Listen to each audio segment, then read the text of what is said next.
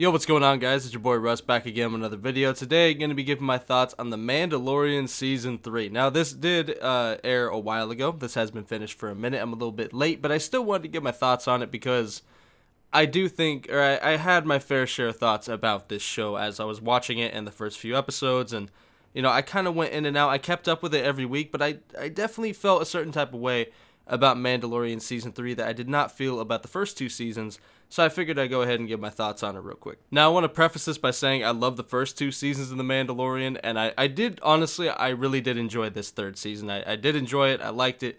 At the end of the day, once it was, all said and done, all finished, I could definitely say I enjoyed the season as a whole. But my honest thoughts on this season is it is the worst of the three so far, and I think mainly because it just jumped around a little bit too much. Like, the first two seasons was Din Djarin and Grogu, and that was it. You were moving with those two. They were with you no matter what, or one of them was with you no matter what, and you were moving throughout the story, and everything was with them. You were growing with them, bonding with them, and liking their journey.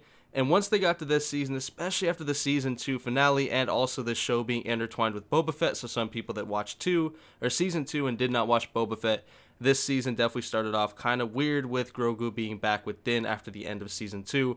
So this season overall, I just felt weird. Now, first things first, I'm going to say my favorite part of season 3, and that is easily going to be Bo-Katan. She is awesome. I really love her character. Was a character that I knew from the Clone Wars after watching it, but wasn't necessarily completely attached to.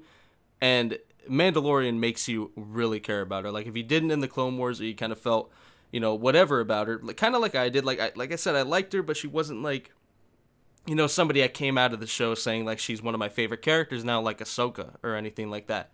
But she was a good character, and I knew that, so I was excited when in season 2 she got her episode. I liked her then, and I like her even more in season 3. I think she is the biggest plus from this from this season, and I think Bo-Katan is just a sick character, and I really love where they're going with her. Now, with what I said earlier, and the season feeling kind of weird, that kind of goes hand in hand with how badass Bo-Katan is, because it feels like Mando and Grogu are kind of in the backseat. Not in a bad way, honestly. I thought it was in the bad way for a while after the first few episodes, and this one episode really mainly taking place on Coruscant. Obviously, they're building a bigger story is what I thought when I was watching that episode, but by the end of it, I realized that Mando and Grogu have started and been the catalyst for so many crazy things. This season is kind of showing what they've done and how big it has gotten, and how the world of Star Wars is huge. There's so much implications on what they have done and certain things that are going on. I think it would, at the end of the day, it was cool. Obviously, I would wish we would have got a little bit more time with, our boys, Mando and Grogu. But at the end of the day, the scenes with them are always good. And, there was a lot of stuff I wish I could have possibly seen, but I'm glad with what we got, even if it did take a bit to get there towards the end. The payoff that you get is pretty good, even if some things I do think they should have elaborated on a little bit more. There was some stuff that felt kind of rushed, and some stuff at the beginning that felt like they could have quickened up.